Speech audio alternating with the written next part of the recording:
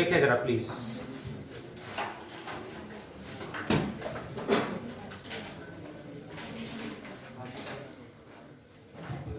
Good afternoon. Good evening sir. बहुत बढ़िया, good evening students.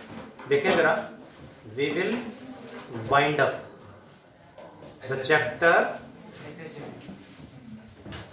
13, chapter 13, 11th class HSM, simple harmonic motion.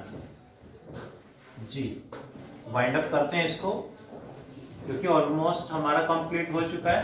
But let me clear, according to CBSE syllabus, school syllabus, board exam, board syllabus के according almost complete हो जाएगा। काफी सारा part delete कर दिया इसमें से। एक टॉपिक और पढ़ेंगे, क्वेश्चन है, देखें जरा। सिंपल हार्मोनिक मोशन की बेसिक डेफिनेशन, फॉर्मूला, इक्वेशन क्या है जी? A equals to minus omega square x. ये प्रूव करना होता है हर जगह। एक एग्जांपल लेके एक क्वेश्चन और करेंगे जिससे हम एक डेरिवेशन भी कह सकते हैं, फिर आगे बढ़ेंगे। देखें जरा, that is oscillations of a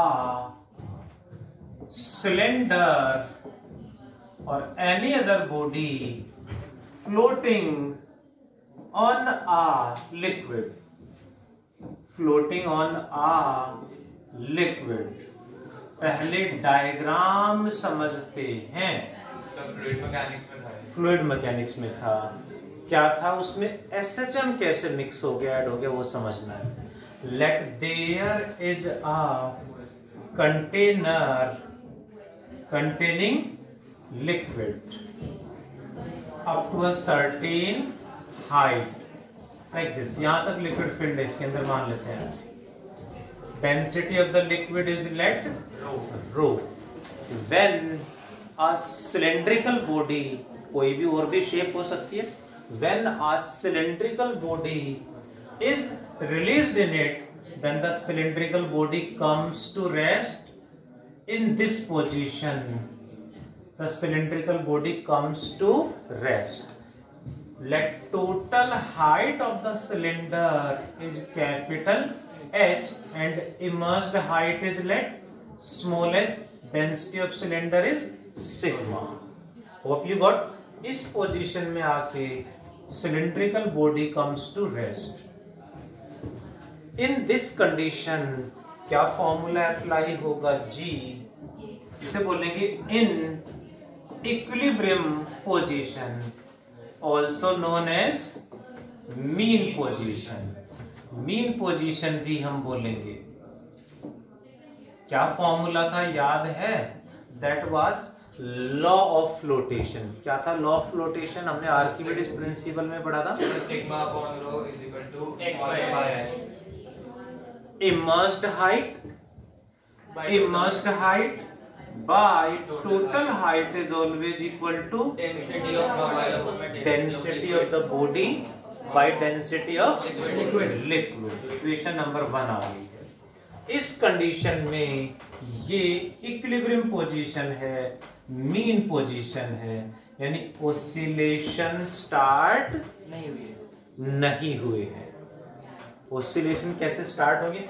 Now the cylinder is slightly further compressed or displaced down, let by x and released। इसको थोड़ा सा फर्दर जो है यहाँ पे डिस्प्लेस करेंगे डाउनवर्ड, लेट बाय कितना? x and released.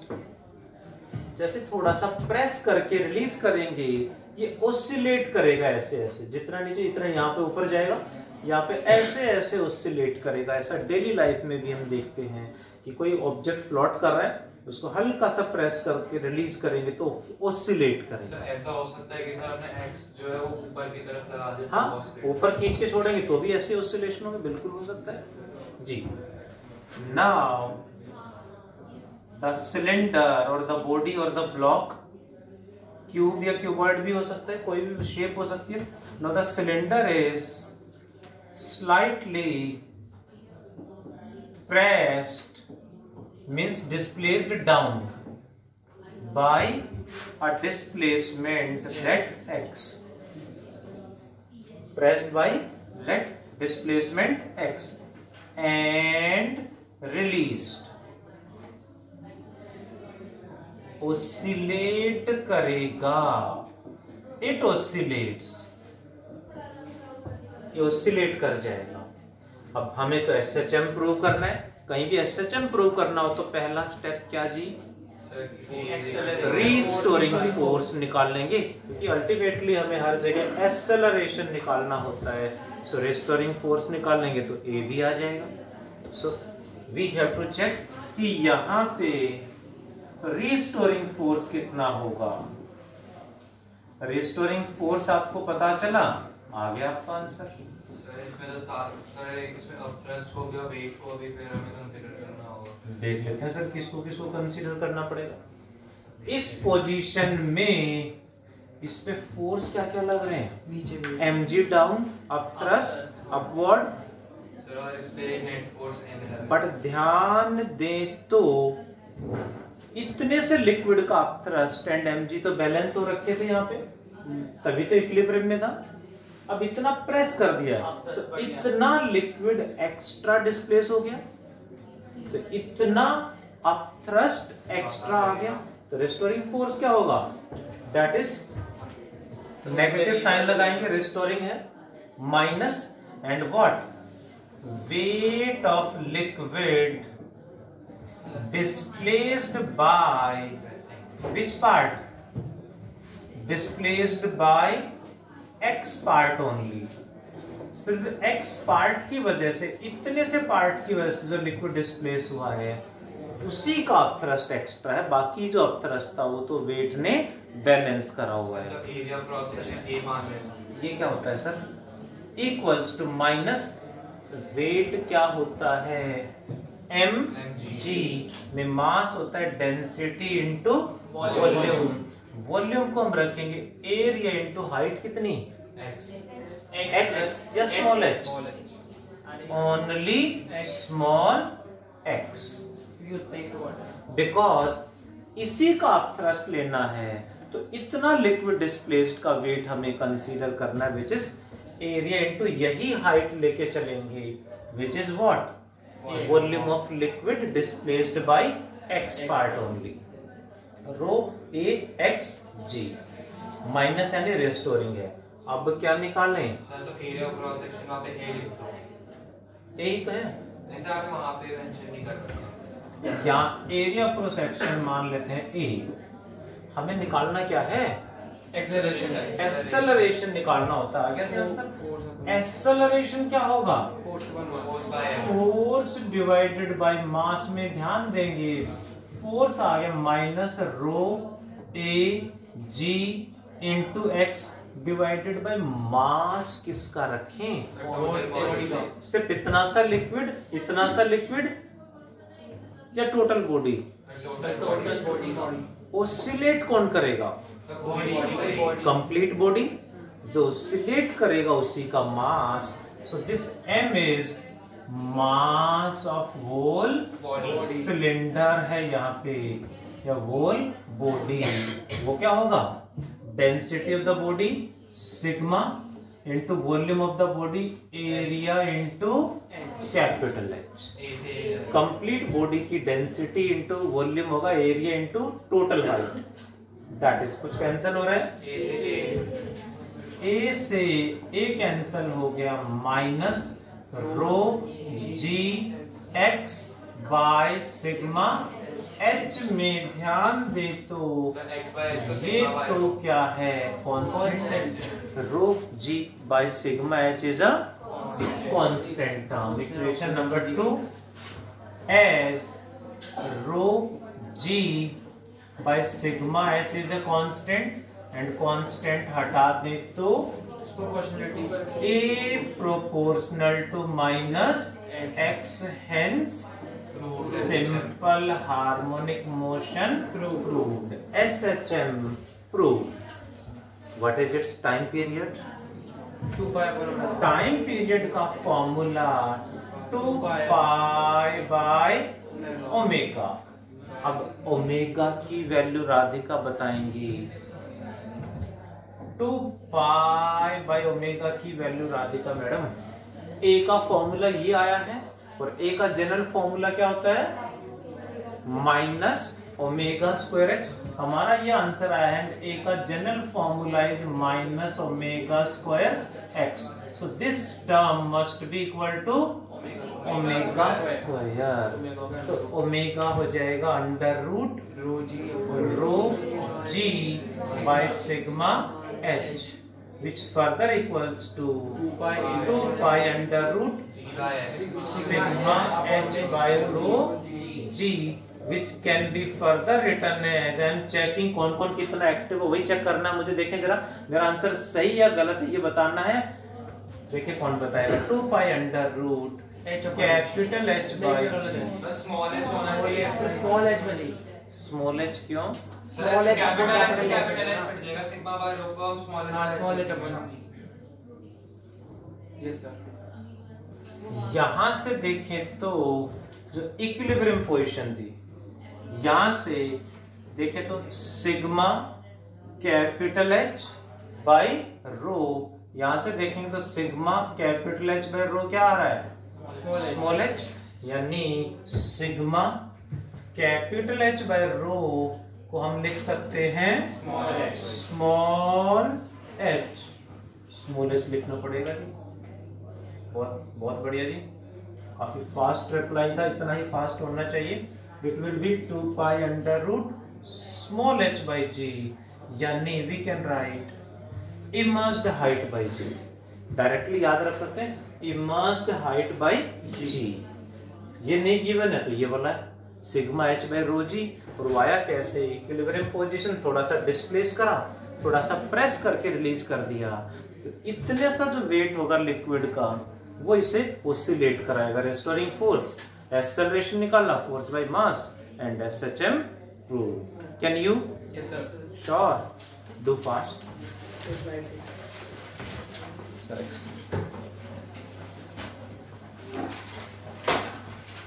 लाइट जला दे रही।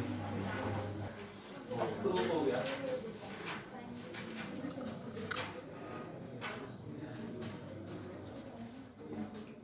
कंप्लीट हो गया प्रूव।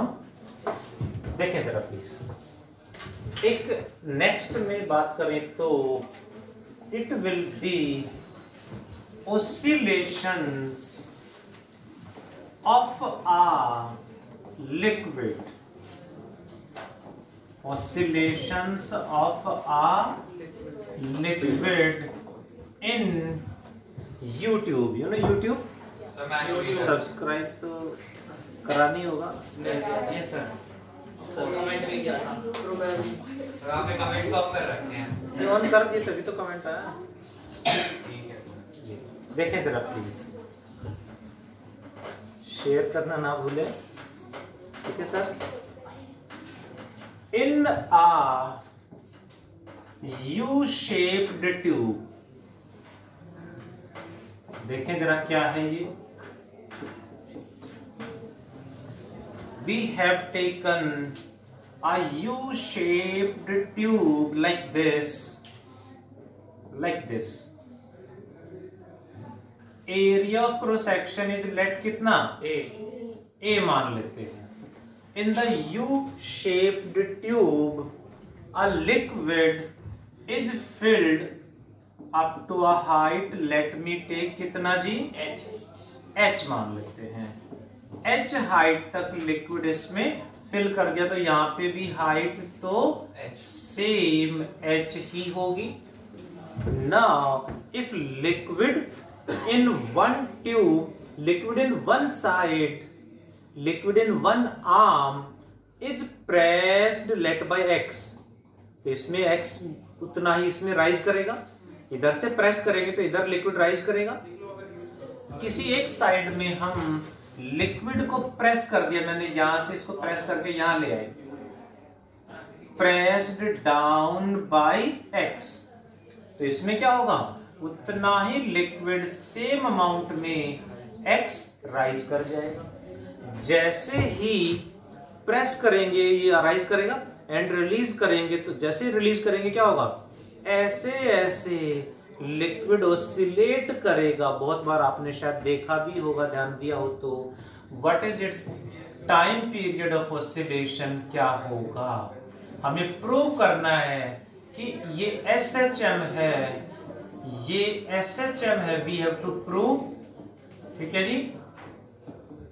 HW इसका टाइम पीरियड आएगा 2 pi under root capital H by G। कैसे आएगा, HW है। You must try all of you well, otherwise I will discuss. आपको क्वेरी होगी तो मैं डिस्कस करूंगा। छोटे छोटे 2-3 टर्म्स, 2-3 पॉइंट मुझे बताने हैं। चैप्टर कंप्लीट हो चुका है। एक्स्ट्रा पार्ट वैसे अभी इस चैप्टर में काफी सारा बचा है, बट स्कूल सिलेबस से रिलेटेड है। एंट्रेंस में आएगा तो एंट्रेंस क्लास में डिस्कस करेंगे। देखें जरा please, what do you mean by free oscillations. 2-3 छोटे छोटे टर्म्स हैं जो मुझे डिस्कस करने हैं।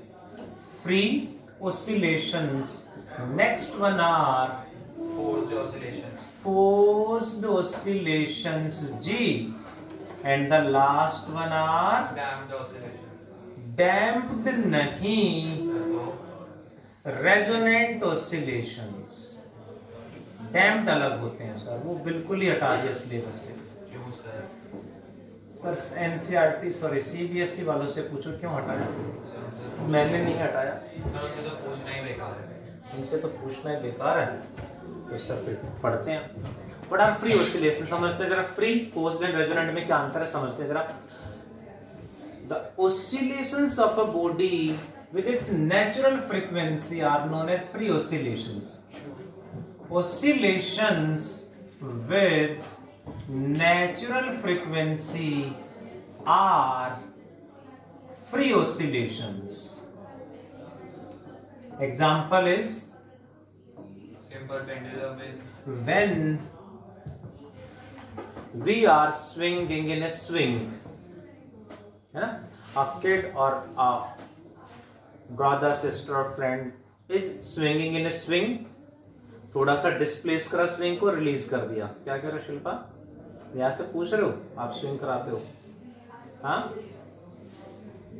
चलिए, स्विंग को हमने डिस्प्लेस करा एंड रिलीज कर दिया, it will oscillate. That oscillations are free oscillations. But daily life में हम देखते हैं फ्री ऑसिलेशंस धीरे धीरे डैम्प होते चले जाते हैं, कुछ टाइम बाद रुक जाते हैं। ठीक है, बट हमें तो उनको मेंटेन करना है। तो डिस्प्लेस करके रिलीज करा, ऑसिलेट करेगा। थोड़ा सा एम्पलीट्यूड जैसे ही कम होगा फिर से पुश कर देंगे, फिर से बढ़ जाएगा एम्पलीट्यूड, थोड़ी देर बाद फिर कम होगा, फिर पुश कर देंगे। यानी कॉन्टिन्यूसली हम एक्सटर्नल फोर्स लगाते हैं, वो भी कांस्टेंट टाइम के बाद, ताकि उसके ऑसिलेशंस मेंटेन रहे। So forced oscillations are the oscillations maintained by external periodic force आएगा, क्योंकि ये भी कांस्टेंट टाइम के बाद लगाना पड़ेगा। Oscillations maintained by external periodic force example pendulum clocks are forced oscillations. Hope you got? हम बार बार बीच में पुश करके फोर्स लगा के ऑसिलेशंस को मेंटेन करके रखे हुए हैं। बट बहुत बार ऐसा होता है कि हम तो जैसे पहले पुश कर रहे थे, अब भी ऐसे ही पुश कर रहे हैं, बट बाई चांस कभी कभी बाई कोइंसिडेंस हमने देखा है कि हमने तो ऐसे पुश करा था, बट जो स्विंग कर रहा है वो एकदम से ऐसे उड़ जाता है और गिरने के बाद उठ के बोलता है जानबूझ के कराया तुमने। हुआ होगा शायद तारा, नहीं ऐसा अक्सर देखने को मिलता है। कई बार जानबूझ के भी करते हैं वैसे, बट जानबूझ के गिराया था। हाँ, बट बहुत बार हम खुद रियलाइज कर रहे होते कि मैं तो कुछ नहीं करा, पहले जैसे अब भी कर रहा था, बट तो क्या हो गया, नाम आ गया बिना बात का, अब मैम डांटेंगी। तो रियल में बहुत बार ऐसा होता है कि जो स्विंग कर रहा है वो एकदम से बहुत ज्यादा एम्पलीट्यूड बढ़ जाता है, बहुत ज्यादा एम्पलीट्यूड बढ़ जाता है, नहीं स्विंग कर जाता मतलब फ्लाई कर जाता है, गिर जाता है। वो क्या है जी? that are known as resonant oscillations। क्या होते हैं रेजोनेंट ऑसिलेशन? जल्दी से समझते हैं जरा please. Resonant oscillations are the forced oscillation, forced oscillation ही है but in a certain condition. Resonant oscillations are the forced oscillations, these are the forced oscillations। Condition क्या है वो कंडीशन समझते हैं। forced oscillations in which natural frequency of oscillation, natural frequency of oscillation becomes equals to frequency of external periodic force. जो external periodic force है उसकी frequency and body की swing की नेचुरल फ्रीक्वेंसी, हमने नहीं पता क्या फ्रीक्वेंसी है, बाय कोइंसिडेंस ऐसा हो जाता है कि दे कोइंसाइड, सेम फ्रीक्वेंसी होगी। जैसे ही फ्रीक्वेंसी सेम होगी amplitude of oscillation becomes suddenly large. Amplitude becomes large, amplitude maximum हो जाता है by the use of superposition principle और we can say vector addition. Vector addition में, वेक्टर एडिशन का फॉर्मूला पता होगा, √a1² + a2² + 2a1 a2 cos theta. Resonance मतलब theta 0 degree हो गया, cos 0 1, रिजल्टेंट एम्पलीट्यूड मैक्सिमम हो गया। हम जानबूझ के नहीं करते, ऐसा हो जाता है by coincidence, by mistake. That is named as resonant oscillations. कहां कहां यूज होता है रेजोनेंट ऑसिलेशंस की, यूज क्या है, काम क्या है, देखें जरा। Resonance is used in microwave, नाम सुना है? Yes sir. माइक्रोवेव ओवन में यूज होता है जी। कैसे? माइक्रोवेव ओवन में कैसे काम करता है? रेगुलरली जब रिसर्च करते हैं इंजीनियर साइंटिस्ट तो पता चला कि natural frequency of oscillation of water molecule, कहीं भी जैसे यहां इसके मॉलिक्यूल्स वॉल्स के आसपास जो भी मॉलिक्यूल्स हैं they are in continuously vibratory motion. ऐसे कहीं वाटर फिल कर रखा तो उसके मॉलिक्यूल भी वाइब्रेट कर रहे होते हैं, वाइब्रेशन में होते हैं, यानी there is some natural frequency of vibration of water molecule. उतनी ही फ्रीक्वेंसी की रेडिएशन उस पे इंसिडेंट करा दें तो amplitude of oscillation of water molecule become suddenly large, maximum हो जाएगा and it produces excess amount of heat. It produces excess amount of heat. Study करते करते करते करते वही पता चला कि माइक्रोवेव्स की फ्रीक्वेंसी एंड वाटर मॉलिक्यूल की नेचुरल फ्रीक्वेंसी आर इक्वल। जैसे माइक्रोवेव को वाटर मॉलिक्यूल पे इंसिडेंट कराएंगे उसका एम्पलीट्यूड ऑफ ऑसिलेशन बढ़ेगा, which does what? Which produces large amount of heat suddenly. Hope you got? जैसे इसके मॉलिक्यूल की अपनी कोई फ्रीक्वेंसी है, उतनी फ्रीक्वेंसी की रेडिएशन इस पे इंसिडेंट करा देंगे तो इसके एम्पलीट्यूड ऑफ ऑसिलेशन बढ़ जाएगा एंड एकदम से गर्म हो जाएगा, लार्ज हीट प्रोड्यूस होगी। जबकि माइक्रोवेव्स में हीट नहीं होती, वाटर मॉलिक्यूल में भी हीट एक्सेस एकदम से नहीं होती, वो नॉर्मल जो है वो है, इंटरनल एनर्जी है बस। Hope you got about resonance. Next is, और कहां यूज होता है जी? रेडियो। रेडियो में जो हम टीवी चैनल सेट करते हैं वो भी रेजोनेंस कंडीशन होती है। Tuning of channels, tuning of channels जो होता है उसमें भी रेजोनेंस ही यूज होता है। That is complete about our chapter number 13 SHM HW mention करूं टिल दैट, जल्दी से कंप्लीट करो।